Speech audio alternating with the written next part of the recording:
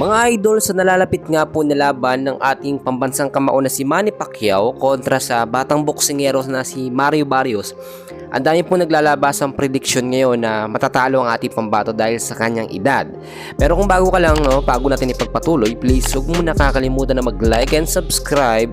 Maraming salamat po. Nakita naman natin mga kaibigan sa ngayon ay wala pong sinasayang na pagkakataon or oras. Ito nga po si Manny Pacquiao. Araw-araw po tuloy-tuloy ang kanyang pag-iensayo dahil nga po sa July 19 ay talagang gigimbalin at gugulatin po ni Manny Pacquiao ang buong mundo sa kanyang muling pagbabalik sa ring, At nakita naman natin hindi basta-basta ang kanyang makakalaban.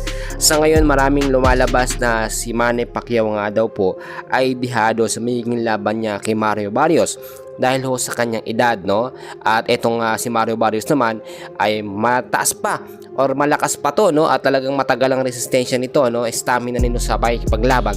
Aktibong boksingero at medyo bata pa. Pero kung titignan natin sa skills, ability at experience, 100% na lamang po itong si Manny Pacquiao. Ang mga nakakalaban nga nun ni Manny Pacquiao ay sinasabi na talagang si Pacquiao ang mananalo. At may mga nagsasabi naman yung mga sports analysts na si Mario Barrios dahil tinignan nila or pinagbasihan po nila yung edad or yung kabataan ni Mario Barrios kung ikukumpara kay Manny Pacquiao.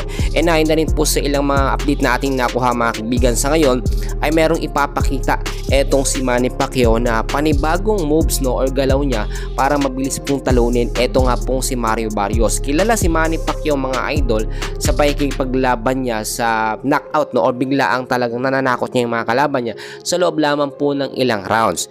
Pero ibang usapan na kapag medyo umidad na ang isang boksingero tulad sa sitwasyon ngayon nito nga pong pambansang kamao natin na si Manny Pacquiao. Hindi rin po kasi biro ang ginagawang training ngayon itong si Mario Barrios at nakita nyo naman may mga update na lumalabas na rin sa mga interview hindi magpapatalo.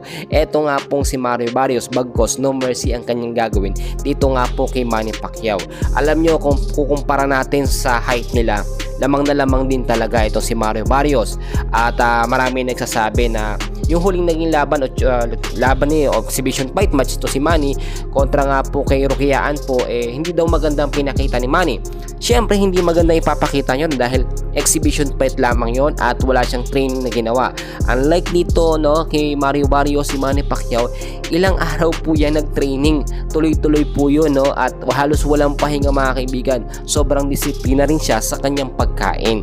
Kahit nga pong sikat na mga promoter tulad ni Bob Arum ay naniniwala na si Manny Pacquiao ang mananalo kontra po dito kay Mario Barrios. So patuloy ko kayong update mga idol, and please huwag kakalimutan mag-like and subscribe. Maraming salamat po.